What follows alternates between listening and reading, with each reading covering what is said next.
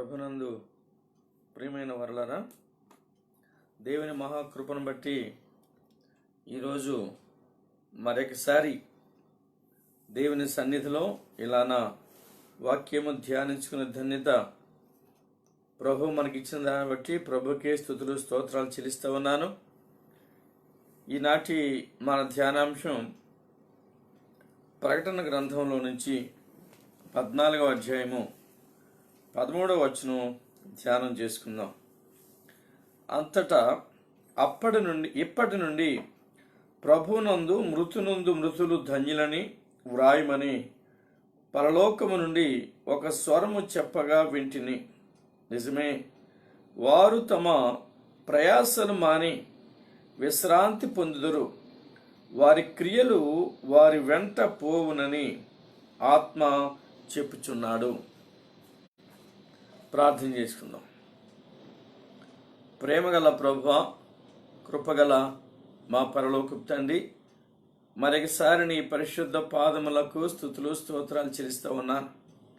మా ప్రియులు సియోను ప్రార్థన మందిర బిడ్డలు, ఇంకా అలానే ప్రభా వాక్యం పట్ల ఆసక్తి కలిగిన మరికొందరు బిడ్డలు ఆన్లైన్లో ఈ యొక్క ప్రార్థన కూడికలో పాలు పంచుకొని నీ సత్యవాక్కులు వినాలని ఆశ కలిగి నేను మరి ప్రభా ఎదురు చూచి ఈ సమయానికి వాక్యాన్ని వినడానికి వారికి ఇచ్చిన నాయన సమయాన్ని బట్టి మీరు చేసిన సహాయాన్ని బట్టి ప్రభా నీకు వందనాలు.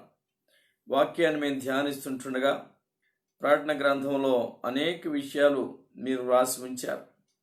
ఒక్కొక్కటి మేము ధ్యానంలోకి తీసుకొని ధ్యానిస్తుంటుండగా ప్రభా మీరు మాతో మాట్లాడుతూ మమ్మల్ని దర్శిస్తూ మమ్మల్ని మీరు బలపరుస్తున్న రీతిని బట్టి మీకు వందనాలు. మాకు వివరిస్తున్న నీ సత్యవాక్కును బట్టి కూడా మీకే స్తుతులు స్తోత్రాలు చెల్లిస్తూ ఉన్నాను.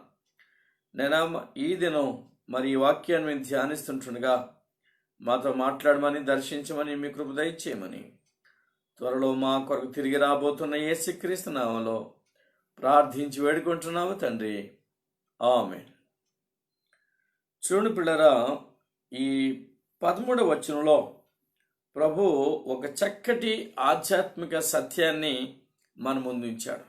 నిజానికి 12వ వచనం మనం చూసినప్పుడు దేవుని ఆజ్ఞలను, యేసును గూర్చిన విశ్వాసమును గైకొనుచున్న పరిశుద్ధుల ఓర్పు ఇందులో కనబడును అన్నాడు. అనగా ఈ 14వ అధ్యాయంలో మనకి దేవుని ఏర్పాటును మనం గమనించాం. ఎవరైతే దైవ చిత్తానుసారంగా జీవించేవారు ఉన్నారో, ప్రభువుని ఘనపరిచేవారు ఉన్నారో, వారిని దేవుడు తన ఆత్మ చేత ముద్రించినట్టు ఈ 14వ అధ్యాయం 1వ వచనాలు చూస్తూ ఉన్నాం.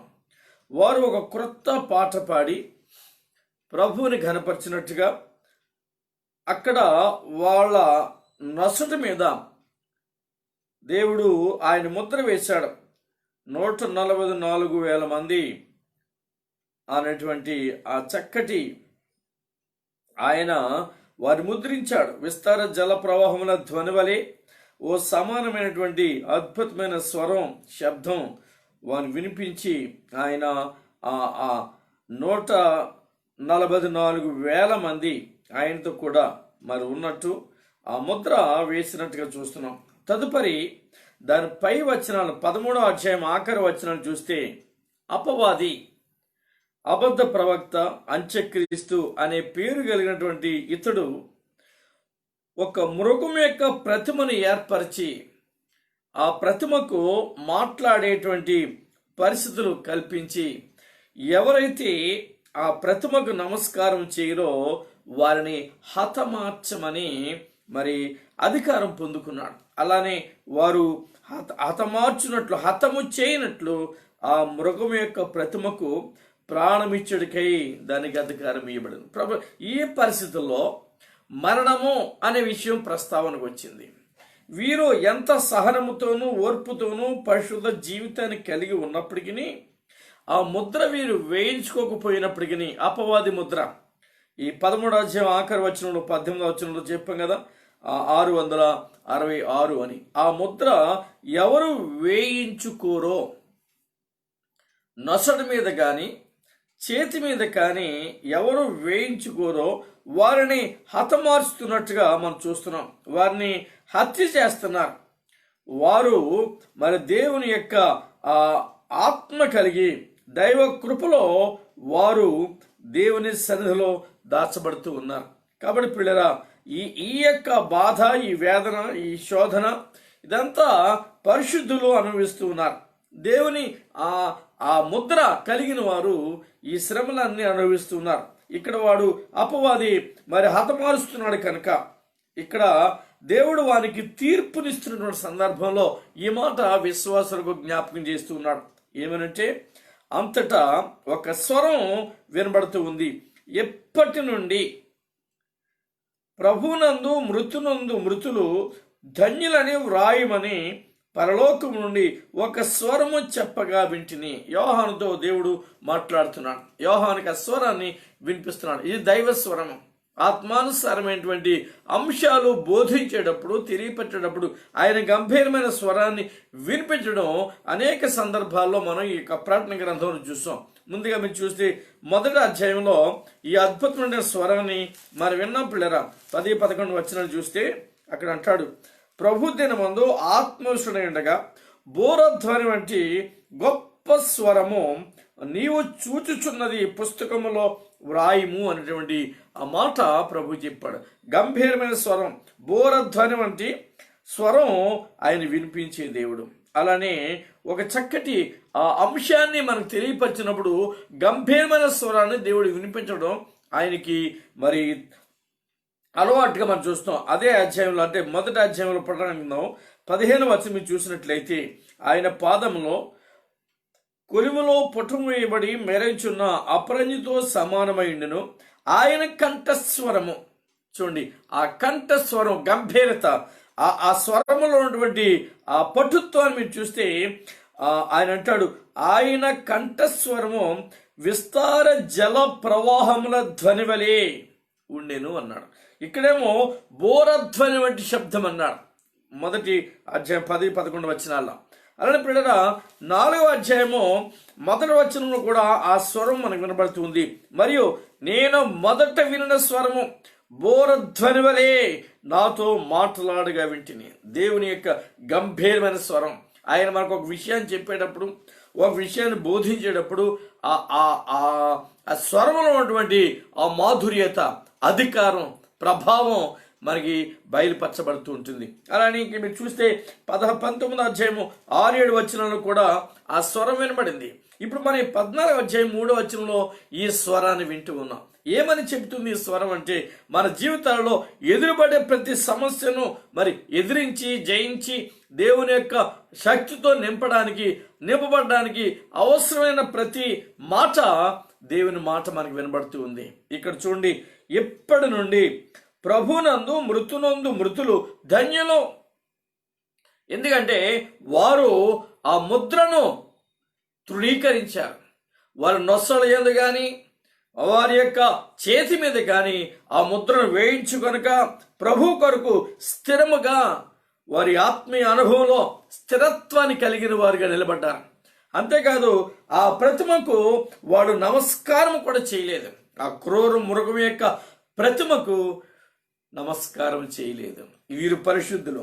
వీరి యొక్క సహనము, ఓర్పు, విశ్వాసము వీరు ఎదుర్కొంటున్నటువంటి శ్రమలలో వారికి పెంపొందింపబడుతుంది, ఇంకా అధికమవుతుంది.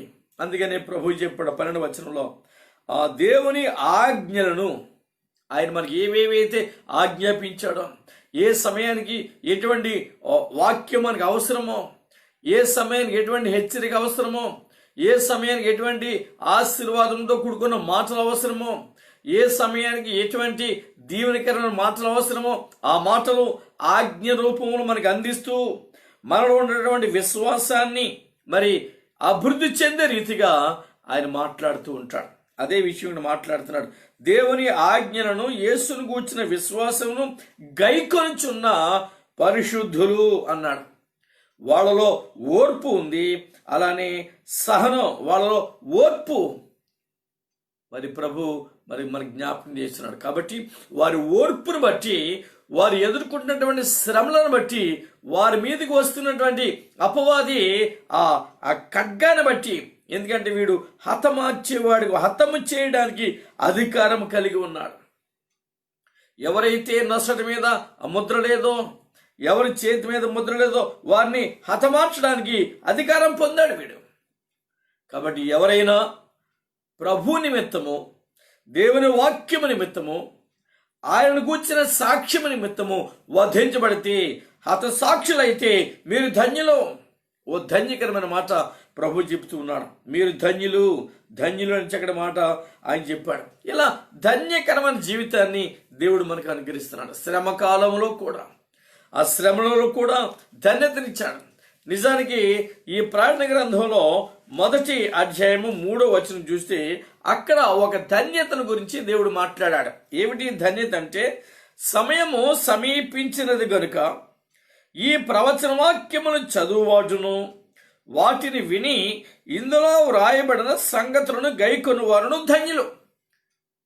ప్రభు రాకడ సమీపిస్తుంది కనుక, మీకు ఇచ్చిన సమయం సమీపిస్తుంది కనుక, ఆ త్వరగా వచ్చే ప్రభుని ఎదుర్కోవడానికి మీరు నా మాటలు గైకొనాలి, నా ప్రవచన వాక్యాన్ని గైకొనాలి, వాటిని అర్థం చేసుకోవాలి, వాటిని మీ హృదయాంతరంగాల్లో భద్రపరచుకొని మిమ్మును మీరు ఆ సమయం కొరకు, ఆ సందర్భం కొరకు మీరు సిద్ధం చేసుకోవాలి అని ప్రభు మనకి చెప్పాడు. 1వ అధ్యాయం 3వ వచనంలో ఇక్కడేమన్నాడంటే, మీరు చూడండి, మీ విశ్వాసాన్ని, దేవుని ఆజ్ఞను మీరు గైకొనండి. అక్కడ వాక్యాన్ని గైకొనమన్నాడు. ఇక్కడ ఆ వాక్యమును పోలినటువంటి ఆజ్ఞల్ని, మీలో ఉన్నటువంటి విశ్వాసాన్ని, యేసును గూర్చిన విశ్వాసం గైకొనండి. దానిని మీరు గైకొంటే, మీ మనసులో భద్రపరుచుకుంటే, అది మీ విశ్వాస జీవితాన్ని పెంపొందింపజేస్తుంది. ఆ సందర్భంలో ఒకవేళ మీరు ప్రభునందు మరణించవలసిన సందర్భం వస్తే, ఆ క్రూరుడు, అంత్యక్రీస్తు, క్రూరత్వము కలిగినటువంటి వాడు, అబద్ధ ప్రవక్త అని పేరు పొందినటువంటి వాడు మిమ్మల్ని హతమారిస్తే, ప్రభువులో మీకున్న విశ్వాసాన్ని బట్టి మీరు ధైర్యపడకండి, మీరు ధన్యులు.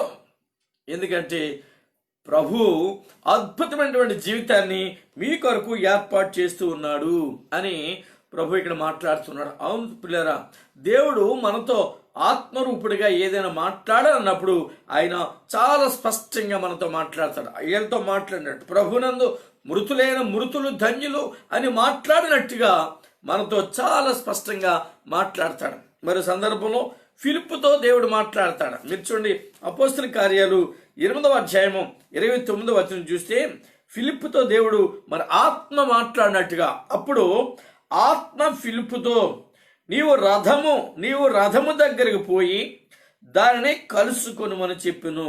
ఈ ఫిలిప్పు ఆ నపుంసకుడిని కలిసి, ఇథియోపియన్ని కలిసి మరి దేవుని వాక్యాన్ని అందించడానికి, దేవుని కృపలో ఆయన చదువుతున్న వాక్యాన్ని అతనికి అర్థము కావడానికి మరి ఫిలిప్పును దేవుడు ఆత్మరూపుడిగా దర్శించి పంపినట్టు మనం చూస్తా ఉన్నాం. పిల్లరా, అప్పుడు ఆ సమయంలో ఆ ప్రవక్త అతనితో మాట్లాడుతున్నప్పుడు ఆ నపుంసకుడు అంటాడు, చూడండి 36వ వచనంలో, ఇదిగో నీళ్లు నాకు బాప్తిసమిచ్చుటకు ఆటంకమేమి అని అడిగి రథము నిలుపుమని ఆజ్ఞాపించెను. పిల్లరా, ఆ నపుంసకునికి బాప్తిసం ఇవ్వటం దేవుని ఏర్పాటు, దేవుని చిత్తం. దాని కొరకు ఫిలిప్పును దేవుడు ఏర్పరిచాడు. అలా ప్రభు దర్శించి మాట్లాడి ఆ సందర్భానికి అనువుగా మనల్ని సిద్ధపరుస్తూ ఉంటాడు.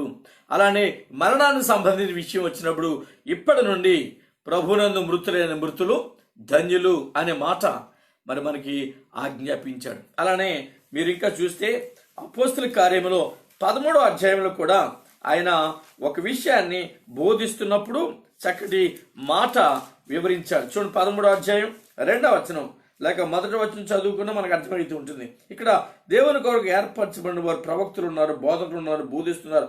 అక్కడ మరి సౌలు ఉన్నాడు. ప్రభువుకు వచ్చిన మాటలు వాళ్ళు బోధించుకున్నారు, వాళ్ళు ఉపవాసం ఉన్నారు.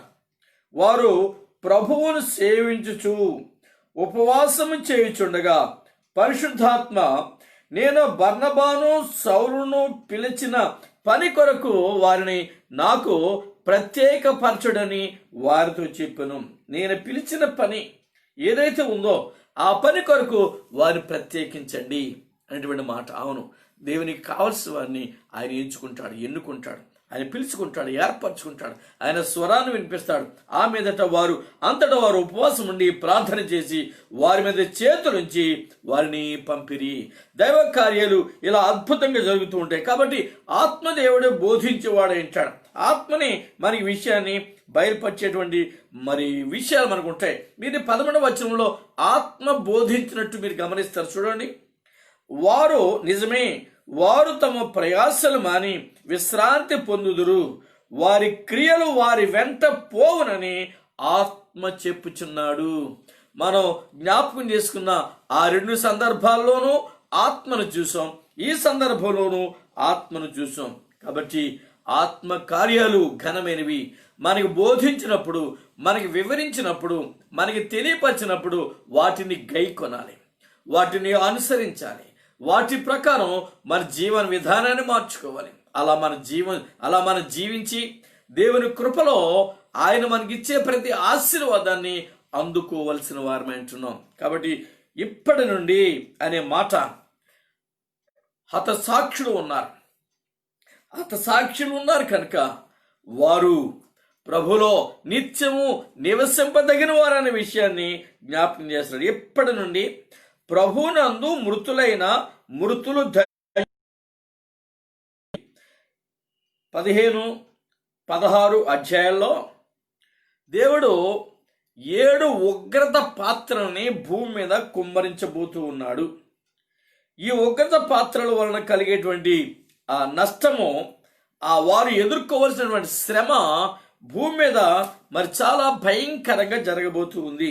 అలాంటి సందర్భాలలో ప్రభు కోపదల పరిశుద్ధులకు అవసరము. అందువల్ల ఈ ఘోరమైన కార్యాలు జరగబోతుండగా వాటి నుంచి విడిపించడానికి, ఆ శ్రమల నుంచి, భయంకరమైన శ్రమల నుంచి వీరిని విడిపించడానికి దేవుడు సంకల్పించాడు. అందువల్ల వారు ధన్యులు, వారు ఏర్పరచబడ్డారు, వారు ప్రభు కొరకు స్థిరపరచబడ్డారు అనేటువంటి విషయాన్ని దేవుడు మనకి బోధిస్తున్నాడు.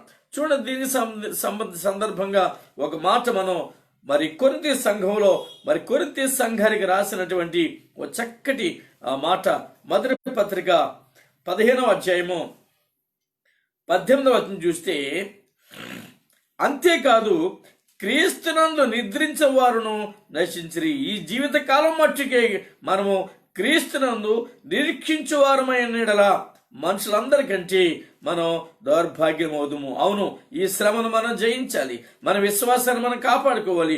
ప్రభు లేపబడ్డాడు, మరణాన్ని జయించి తిరిగి లేచాడు. ఇక్కడ మరణం అనేది మనకి జ్ఞాపకం చేయబడుతుంది. ఒక దినాన మనం లేపబడతామని, ఒక దినాన దేవుని చిత్తాన్ని గ్రహించవలసిన వారమైనామని దేవుడు ఇక్కడ మనకి తెలియపరుస్తున్నాడు. కాబట్టి మరణం అనేది మనల్ని బంధించలేదు. మన విశ్వాసమే నిజమైనటువంటి విశ్వాసం. ప్రభులో స్థిరమైన వారంగా ఉంటాం. ఆయన మరణను నశింపనీయడు గనక మన విశ్వాస జీవితాన్ని ప్రభు కొరకు ఆయన సంకల్పాన్ని ఆయన ఎరిగి మనం ఆయన చిత్తానుసారంగా జీవించాలి. చూడండి, కీర్తనగాడు 116వ కీర్తన అలానే 15వ వచనంలో ఓ చక్కటి మాట మాట్లాడతాడు. ఏమంటే, దేవుని యొక్క భక్తుల మరణం ఆయనకి విలువైందంట. 116వ కీర్తన 15వ వచనం, యెహోవా భక్తుల మరణము ఆయన దృష్టికి విలువ కలది. ఈ విలువైనటువంటి మరణాన్ని దేవుడు క్షేమకరమైనటువంటి జీవితం ద్వారా వారికి అనుగ్రహిస్తున్నాడు. ఇప్పటి నుండి మృతులు ధన్యులు. ఇప్పటి నుండి ప్రభునందు మృతి చెందిన వారు, ప్రభు మీదనే ఆధారపడిన వారు, ప్రభు కొరకు జీవించిన వారు, వారి జీవన విధానంలో వారు ప్రభు కొరకు స్థిరపరచబడవలసిన వారైనారు. చూడండి పిల్లరా, వీరు ధన్యులు అని చెప్పడానికి ప్రభు ఒక అద్భుతమైనటువంటి కార్యాన్ని వీరి కొరకు ఏర్పరిచాడు. ఎందుకంటే వీరు నిజమే ధన్యులే, వీరికి శ్రమ ఉండదు, దుఃఖం ఉండదు, వేదన ఉండదు. వీరు తమ ప్రయాసలు మాని ప్రభునందు విశ్రాంతి నొందుదురు అనే మాట మనం గమనించాం. ప్రకటన గ్రంథంలో 7వ అధ్యాయం 16-17 వచనాలు చూస్తే ఇక్కడ అంటాడు ప్రభు, వారికి ఇక మీదట ఆకలి అయినను ప్రభులో మృతి నొందిన వారికి, ప్రభులో మృతి నొందిన వారికి ఆకలి ఉండదు, దాహం ఉండదు, సూర్యుని ఎండ తగలదు, వడగాలి తగలదు. ఎందుకంటే సింహాసనం మధ్య నుండి దేవుని గొర్రె పిల్ల వారికి కాపరిగా ఉండి జీవజలముల బొగ్గు యొద్దకు వారిని నడిపించును. వారి కన్నుల నుండి ప్రతి బాష్ప బిందువును తుడిచివేసి వారిని ఆనందింపచేసే దేవుడైన. కాబట్టి పిల్లరా, ఈ విషయాన్ని గమనిద్దాం. ఆకలి ఉండదు, దాహం ఉండదు. ప్రభు చెప్తున్నాడు, వీరికి ఎటువంటి వ్యాధి ఉండదు. ఆకలి, దప్పిక ఇటువంటి మాత్రమే కాదు, ఎటువంటి వ్యాధి ఉండదు అని ప్రభు మాట్లాడుతున్నాడు. చూడండి, యెషయా గ్రంథం 33వ అధ్యాయంలో చూడండి పిల్లలు, 24వ వచనం, 33వ అధ్యాయము 24వ వచనం మీరు చూస్తే అంటాడు, నాకు దేహములో బాగులేదని అందులో నివసించువాడు ఎవడను అనడు. నాకు దేహములో బాగులేదు అని అందులో నివసించువాడు ఎవడు అనడు. దానిలో నివసించు జనుల దోషము పరిహరింపబడును. గమనించండి, అది దేవుని యొక్క ఆధిక్యత. కాబట్టి పిల్లరా, ప్రభునందు మృతులు ధన్యులు, వీరికి మరణం లేదు, ఇక మరణం లేదు. ఇదేమి అని మీరు అనుకుంటున్నారా? నిజమే, వీరికి మీరు చూడండి, ప్రాణ గ్రంథంలో మరి చూస్తాం 21వ అధ్యాయము 4వ వచనం చూస్తే వీరి విషయం దేవుడు చాలా స్పష్టంగా రాసి ఉంచాడు. 21వ అధ్యాయము 4వ వచనం గమనించండి పిల్లరా, ఆయన వారి కన్నుల ప్రతి బాష్ప బిందువును తుడిచివేయును, మరణమీక ఉండదు, దుఃఖమైనను ఏడ్పైనను వేదన అయినకు ఉండదు. మొదటి సంగతులు గతించిపోయినని సింహాసనముల నుండి వచ్చిన గొప్ప స్వరము చెప్పిన వింటిని. వీరికి ఇదిగో దేవుని నివాసము మనుషులతో కూడా ఉంది. ఆయన వారితో కాపురం ఉంటాడు, వారి మధ్యలో ఆయన ఉంటాడు పిల్లరా. అందుకని వీరికి మరి మరణం ఉండదు. చక్కటి మాటలు చెప్తున్నాడు. మరణం ఉండదు, మరి వేదన ఉండదు, శోధన ఉండదు, దుఃఖం ఉండదు, ఏడ్పు ఉండదు, వేదన ఉండదు. దేవుడు ఆ రీతిగా వారిని బలపరిచి ధైర్యపరిచి నడిపించేవాడైనాడు. కాబట్టి పిల్లరా, నిత్య విశ్రాంతి, అదే మాట మనం చూస్తూ ఉన్నాం. మరి 14వ అధ్యాయం 11వ వచనంలో విశ్రాంతి గురించి దేవుడు మాట్లాడాడు. చూడండి, ఏమనంటే, నిజమే, వారు తమ ప్రయాసలు మాని విశ్రాంతి పొందుదురు. పిల్లరా, మీరు గమనించినట్లయితే ఆయన ప్రయాసపడి భారము మోయిచున్న సమస్తమైన జనులారా నా యొద్దకు రండి, నేను మీకు విశ్రాంతినిస్తాను అన్నాడు. ఈ విశ్రాంతి పాపము నుంచి విడుదల పొందిన కారణంగా దొరికే విశ్రాంతి. పాప బంధకాలు మరి తెరిచివేయబడి పాప భారాన్ని తొలగించినందువల్ల దొరికే విశ్రాంతి. ఇక్కడ మనం చెప్పే విశ్రాంతి ఏంటంటే ఇది నిత్య విశ్రాంతి. ఇక ప్రయాసలు ఉండవు, ఇక దుఃఖం ఉండదు, మరణం ఉండదు, వేదన ఉండదు అని చెప్తున్నాడు. చూశారు, ఇవన్నీ లేకుండా నిత్యత్వములో నిత్యము నివసించేటువంటి అద్భుతమైన ఆ విశ్రాంతిని దేవుడు ఇవ్వబోతూ ఉన్నాడు. ఈ విశ్రాంతి మనకు లభిస్తుంది. ఈ విశ్రాంతి ఎవరైతే ప్రభునందు మృతి పొందారో వారికి ఈ విశ్రాంతి. అందువల్ల అంటాడు, చూడండి, మీరు ఒక విషయాన్ని మీరు జ్ఞాపకం చేసుకోండి.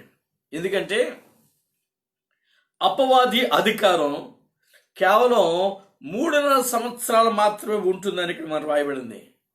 3.5 సంవత్సరాలు. అపవాదికి నీవు భయపడి నీ యొక్క నొసటి మీద ముద్ర వేయించుకుని, నీ కుడి చేతి మీద ముద్ర వేయించుకుని వాడికి సాగిలి పడితే నీవు 3.5 సంవత్సరాలు మాత్రమే వాని సమక్షంలో ఉంటావు కనుక నిన్ను వాడు కాపాడతాడు.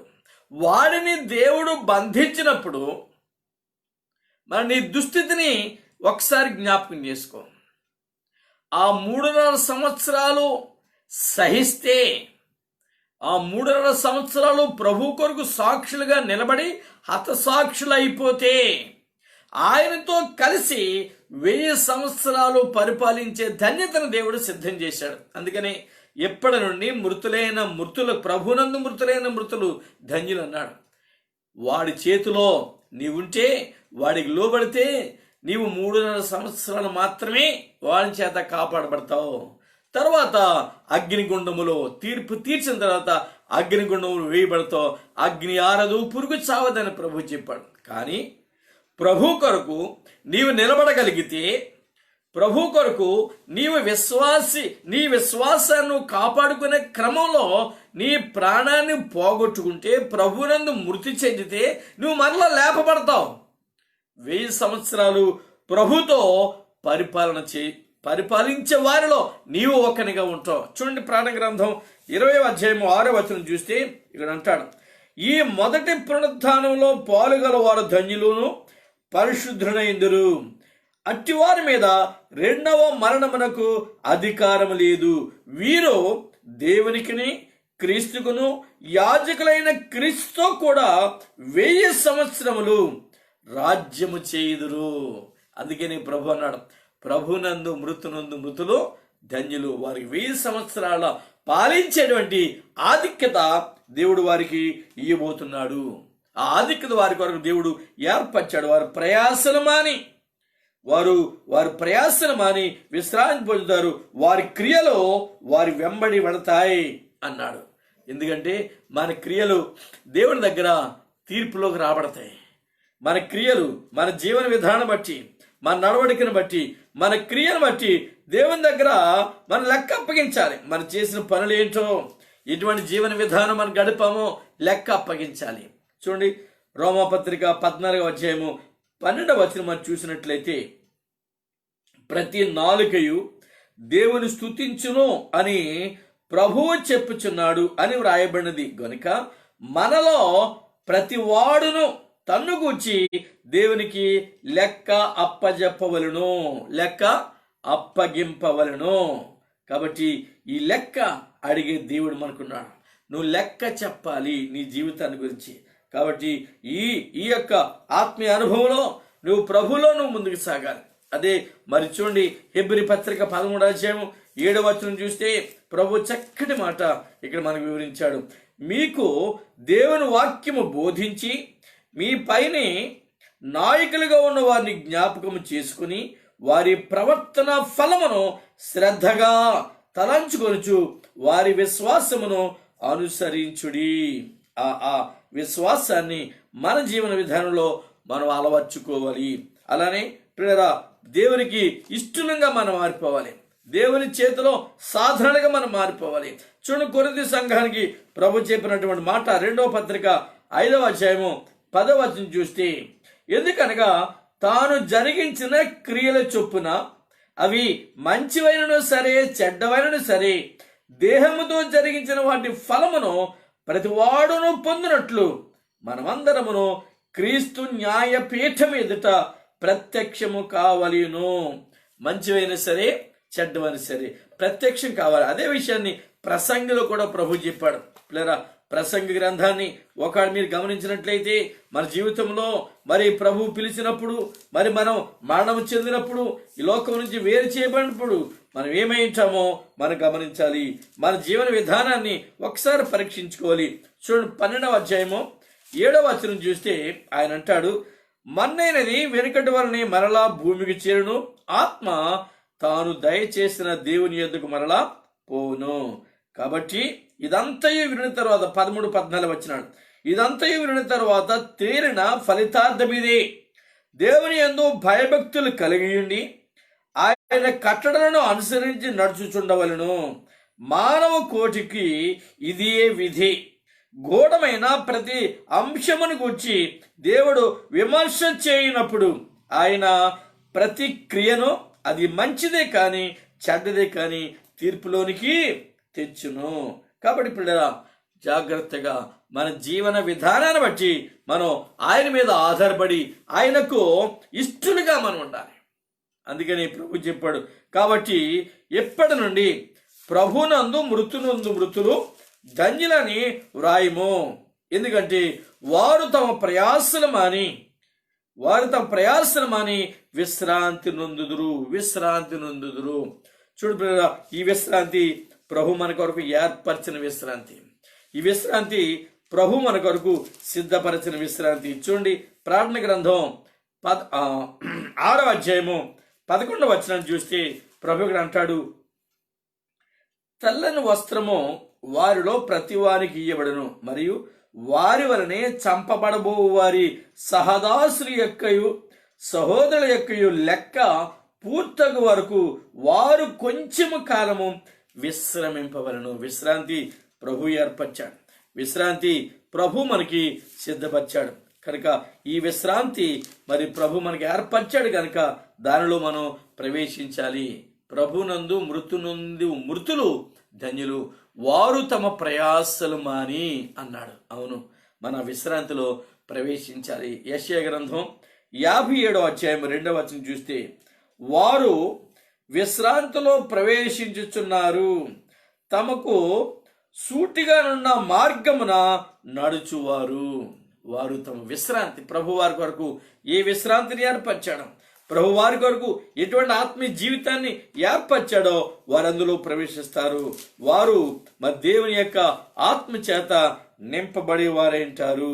చక్కటి మాట చూడండి, హెబ్రీ పత్రిక 4వ అధ్యాయం 10వ వచనం చూస్తే ఇక్కడ కూడా రాయబడింది, ఎందుకనగా దేవుడు తన కార్యములను ముగించి విశ్రమించిన ప్రకారము ఆయన యొక్క విశ్రాంతిలో ప్రవేశించిన వాడు కూడా తన కార్యములను ముగించి విశ్రమించును.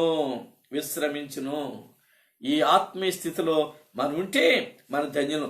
ఒకవేళ ఎవరైనా ప్రభువులో లేకుండా వారు మరణిస్తే, లోకములో ఉండి మరణిస్తే, వారికి ఏర్పరిచినటువంటి శిక్ష వారికి ఉంటుంది. వారి దేవుడు ఏ విధంగా శిక్షించబోతున్నాడో, ఏ విధంగా వారికి ఆ శిక్షను ఏర్పరిచాడో అది వారు పొందుకునేవారే అంటారు. పిల్లరా గమనించండి, మరి యోహాను అంటాడు 8వ అధ్యాయము 21వ వచనం, యోహాను సువార్త 8వ అధ్యాయం 21వ వచనం చూస్తే, మరి ఒకప్పుడు ఆయన, నేను వెళ్ళిపోవచ్చున్నాను, మీరు నన్ను వెదకుదురు గాని మీ పాపంలోనే ఉండి మీరు చనిపోవుదురు, నేను వెళ్ళు చోటికి మీరు రాలేరని వారితో చెప్పాను. పిల్లలు గమనించండి, ఆయన ఎన్నో బోధలు బోధించాడు, ఎన్నో ఆత్మీయ సత్యాలు వారికి తెలియపరిచాడు, ఎన్నో రకాలుగా వారిని మరి ఆ ప్రభు రాజ్యాన్ని గురించిన మర్మాలతో ఆయత్తపరిచాడు. కానీ వారు మారలేదు, మార్పు చెందలేదు, దేవుని కృపను వారు పంచుకోలేదు. అందుకని ప్రభు అంటాడు, నేను వెళ్ళిపోవచ్చున్నాను, మీరు నన్ను వెతుకుతారు కానీ నేను మీకు కనపడను, నేను దొరకను. ఎందుకంటే మీరు పాపంలోనే ఉన్నారు, ఇంకా మీరు పాపంలోనే ఉండి ఆ పాపంలోనే మీరు చనిపోతారు. నాలో మీరు చనిపోరు, నన్ను కలిగి మీరు చనిపోరు, మీరు పాపంలో ఉండి మీరు చనిపోతారు. కాబట్టి నేను వెళ్ళే చోటికి మీరు రాలేరు అని ప్రభు చెబుతూ ఉన్నాడు. కనుక పిల్లరా, మన జీవన విధానాన్ని దేవునికి అనుకూలమైనదిగా మనం మార్చుకోవాలి, దేవునికి ఇష్టమైన బిడ్డలంగా మనం మారిపోవాలి. అందుకే ప్రభు చెప్పాడు, ప్రభునందు మృతులైన మృతులు ధన్యులు. ఈ ధన్యత మనకు కావాలి. ధన్యకరమైన జీవితంలో మనం ఎదగాలి, ప్రభువుని కనపరచాలి. చూడు, యోబు అంటాడు 24వ అధ్యాయము 19-20 వచనాలు చూస్తే, యోబు గ్రంథం 24వ అధ్యాయము 19-20 వచనాలు చూడండి.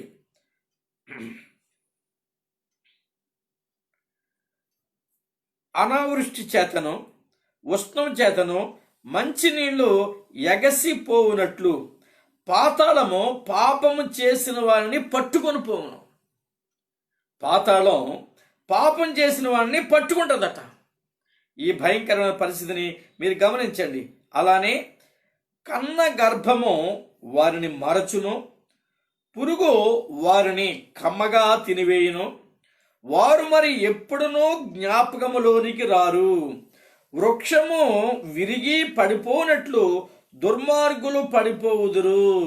గమనించండి, ఇక వాళ్ళ జ్ఞాపకానికి రారు, నరక పాత్రులుగా ఉంటారు. ఆ నరకంలో ఆ ప్రయాసలో వీళ్ళు ఉంటారు. కాబట్టి ప్రియమైన వారలారా, మనం ప్రభునందు మృతి చెందితేనే మన ధన్యులు. ప్రభునందు మృతులైన మృతులు ధన్యులు. పాపాన్ని శాపాన్ని వెంబడించే వారంగా, ప్రభువుని నిర్లక్ష్యం చేసే వారంగా, దేవుని చిత్తానికి దూరస్థులంగా ఉండి మరణిస్తే నరక పాత్రులమే, మన యొక్క జ్ఞాపకానికి రాము. అగ్ని ఆరదు, పురుగు చావదు అని ప్రభు చెప్తూ ఉన్నాడు. కనుక పిల్లరా, దేవుని యొక్క ఏర్పాటు మనం గమనిద్దాం. ఇప్పటి నుండి ప్రభునందు మృతునందు మృతులు ధన్యులు. ఈ మృతి అనే పదాన్ని, మృతులు అనే పదాన్ని ఇక్కడ ఎందుకు జ్ఞాపకం చేశాడు అంటే, అపవాది ఆ ముద్ర వేయించుకోకుండా ఉంటే 666 వానికి వాని ప్రతిమకు నమస్కారం చేయకుండా ఉంటే వారిని హతమార్చే అధికారం పొందాడు. వారిని హతమారుస్తాడు. అలా ఎందరో బిడ్డలు, విశ్వాసులు, పరిశుద్ధులు వారు ఓర్పుతో నేర్పుతో విశ్వాసాన్ని కాపాడుకుంటూ జీవించినప్పటికీ వాడు హతమార్చేవాడు గనక వాడు మరి హతసాక్షులుగా కావాల్సిన పరిస్థితి ఎదుర్కోవలసింది గనక ఎవడైనా మరణిస్తే ప్రభు వాక్యానుసారంగా మరణిస్తేనే వాడు ధన్యుడు అని ప్రభు చెప్తున్నాడు. వాడు మరి ప్రభుతో కలిసి 1000 సంవత్సరాలు పరిపాలన చేయడానికి దేవుడు ఏర్పరిచాడు, సంకల్పించాడు. చూడండి, కీర్తన గ్రంథంలో 9వ కీర్తన 17వ వచనం చూస్తే, దుష్టులను దేవుని మరచు జనులందరూ పాతాళమునకు దిగిపోదురు. దుష్టులు ప్రభు లేకుండా మరణించిన వారు పాతాళానికి దిగిపోతారు అన్నాడు. కనుక మనల్ని మనం జాగ్రత్తగా మన విశ్వాసాన్ని, మన యొక్క నిరీక్షణను ప్రభు వాక్యములో మనం స్థిరంగా నిలుస్తూ వాటిని కాపాడుకుంటూ ముందుకు వెళ్ళగలిగితే మన ధన్యులం. అప్పుడు ఈ మరణం చెందిన ప్రభులో మరణిస్తే 1000 సంవత్సరాలు ఆయనతో కలిసి పరిపాలించే ఆధిక్యత మనకు ఉంటుంది. ఆఖరుగా మరలా ఇంకొకసారి ప్రార్థన గ్రంథంలో 20వ అధ్యాయము 4 నుంచి 6 వచనాల వరకు ప్రభు రాసిన మాటల్ని మరి చదువుకుని మరి ముగించుకుందాం. చూడండి పిల్లరా, ప్రకటన 24 నుంచి 6 వచనాలు. అంతటా సింహాసనమును చూచితిని, వాటి మీద ఆశీనులైన వారికి విమర్శ చేయుటకు అధికారం ఇవ్వబడెను. మరియు క్రూర మృగమునకైనను దాని ప్రతిమకైనను నమస్కారము చేయక తమ నొసలియందు గాని చేతులియందు గాని దాని ముద్ర వేయించుకొనని వారిని యేసు విషయమై తామిచ్చిన సాక్ష్యము నిమిత్తమును దేవుని వాక్యము నిమిత్తమును శిరఛేదనము చేయబడిన వారి ఆత్మలను చూచితిని, వారు బ్రతికిన వారై. చూడండి, అద్భుతమైన సంగతి. వీరు ప్రభునందు మృతి చెందారు, అందుకని వీరు ధన్యులు అన్నాడు. ఈ ధన్యమైన జీవితం ఎలా వారికి దొరికిందంటే, వారు బ్రతికిన వారే మరలా వారి జీవాన్ని పొందుకున్నారు. వారి ప్రాణాన్ని వారికి దేవుడు మరలా ఇచ్చాడు. వారు బ్రతికిన వారే 1000 సంవత్సరములు క్రీస్తు కూడా రాజ్యము చేసిరి. 1000 సంవత్సరాలు ప్రభు ఈ భూమి మీద 1000 సంవత్సరాలు పరిపాలన చేయబోతున్నాడు. ఆ 1000 సంవత్సరాల పరిపాలన కాలంలో ఏ పాపము భూమి మీద ఉండదు, ఏ అపవిత్రత భూమి మీద ఉండదు, ఏ దుష్టుడు భూమి మీద ఉండడు. ఎందుకంటే అపవాదిని దేవుడు బంధిస్తాడు, పాతాళంలో బంధిస్తాడు. 20వ అధ్యాయము 3వ వచనంలో ఆ మాట రాశాడు. సంఖ్యలతో బంధిస్తాడు. చూడండి, మరియు పెద్ద సంఖ్యలను చేతపట్టుకుని అగాధం యొక్క తాళపు చెవి గల ఒక దూత పరలోకం నుండి దిగివచ్చుడు చూచితిని. అతడు ఆది సర్పమును అనగా అపవాదియు సాతానును అను ఆ ఘట సర్పమును పట్టుకుని 1000 సంవత్సరములు వారిని బంధించి అగాధములో పడవేసి ఆ 1000 సంవత్సరములు గడచు వరకు ఇక జనములను మోసపరచకుండునట్లు అగాధమును మూసి దానికి ముద్ర వేసెను. అటు పిమ్మట వాడు కొంచెము కాలము విడిచిపెట్టబడవలను. ఈ 1000 సంవత్సరాలు ఏదేను తోటలో ఎటువంటి ఆధ్యాత్మిక వాతావరణం ఉండేదో, ఎటువంటి ఆధ్యాత్మిక సహవాసం ప్రభుతో ఆదాము అవ్వలు అనుభవించారో అటువంటి ఆధ్యాత్మిక సహవాసం, ఆధ్యాత్మిక జీవన విధానం ఈ భూమి మీద 1000 సంవత్సరాల పాటు మరి ఉంటుంది. ఎందుకంటే అపవాదిని బంధిస్తాడు కనుక. అపవాది యాక్టివిటీ ఏమి ఉండదు. వాడు ఎవరిని పురుకొల్పి పాపం చేయనివ్వడం, ఇది నిజమా అనే ప్రశ్నలు ఉండవు. మమ్మల్ని మోసం చేశాడు అపవాదిని అవ్వమ్మ చెప్పినట్టు చెప్పడానికి ఏమి ఉండదు. మనమే పవిత్రమైన హృదయం కలిగి, పవిత్రమైన జీవితం కలిగి, ప్రభుతో సహవాసం చేస్తూ 1000 సంవత్సరములు మరి గడిపే ఆధ్యాత్మిక అనుభవాన్ని దేవుడు సిద్ధం చేశాడు. అందుకని ఇప్పటి నుండి ప్రభునందు మృతులు ధన్యులు అని వ్రాశాడు. ఈ ధన్యత మనకు కూడా పొందుకొని ప్రభువులో మనం మృతి చెందినట్లు, ఒకవేళ ఆయన రాకడ ఆలస్యమయ్యి మనం ముందుగా మరణిస్తే ప్రభువులో ఉండి మనం మరణించాలి. పాపము శాపము లేకుండా ఆయన స్వరక్తములో కడగబడి మారు మనసు అనుభవం కలిగి బాప్టిజం తీసుకొని ఆయన బలలో పాలు పంచుకుంటూ శ్రేష్టమైన జీవన విధానాన్ని కలిగి ప్రభు బిడ్డలుగా, ప్రభు ప్రియులుగా మరి మరణిస్తే ధన్యులు. ఆ 1000 సంవత్సరాల పరిపాలనలో మనం పాలు పంచుకుంటాం. లేనట్లయితే బిడ్డరా, అలా కానట్లయితే అగాధంలోనికి త్రోసివేయబడతాం. కనుక ఈ మాటల్ని గమనించు. ఈ మాటల్ని మరి నీవు మరి మనస్ఫూర్తిగా గమనించి ప్రభు కొరకు, ఆత్మీయ జీవితం కొరకు ప్రయాసపడదాం. ప్రార్థించుకుందాం. ప్రేమగల ప్రభువా, కృపగల మా పరలోకపు తండ్రి, మరిసారి నీ పరిశుద్ధ పాదాలకు వందనాలు. ఇంతవరకు మాతో మాట్లాడావు. నేను నీ స్వరాన్ని మాకు వినిపించావు. నీ సత్యవాక్కులు మాకు బోధించావు. మరణంలో దాగి ఉన్న ఆత్మీయతను మాకు వివరించావు. ప్రభా, శ్రమకాలంలో మాకు తండ్రి మరణం సంభవిస్తే నీలో ఉండి ప్రభా మరణించడం ద్వారా ధన్యమైన జీవితం మాకు దొరుకుతుందని, 1000 సంవత్సరముల పరిపాలనలో మీతో కలిసి పరిపాలించే ధన్యతను మాకు ఇస్తామని మేము విన్నాం. అటువంటి ఆత్మీయ స్థితిని మాకు అనుగ్రహించి మీ కృపలో పెంచండి. ఈ వాక్యం విన్న బిడ్డలందరినీ దర్శించండి. ఎవరు మార్పు లేని, మారు మనసు లేని ప్రభా అపవాది వరుసలో అపవాది నైనా జీవన విధానం కలిగి ఉన్నారో వారిని దర్శించండి. వారితో మాట్లాడండి. వారి ప్రభా నీ వాక్కుకు లోబడి, నీ ఆజ్ఞకు లోబడి, నీ చిత్తాన్ని ఎరిగి బిడ్డలుగా వారి హృదయాలు తెరవండి. వారితో నైనా మీరు దర్శించి సంధించి మాట్లాడండి.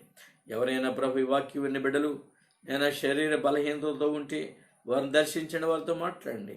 ఆ బలహీనతలన్నీ యేసు నామములో బంధించండి. ప్రభు అని స్తోత్రాలు. ప్రతి అవసరాన్ని తీర్చే దేవుడు కనుక నీ సన్నిధిలో ప్రార్థించే అనుభవాలు కూడా వారికి నేర్పండి. అలానే లోకంలో భయంకరమైన పరిస్థితులు మేము ఉన్నాం.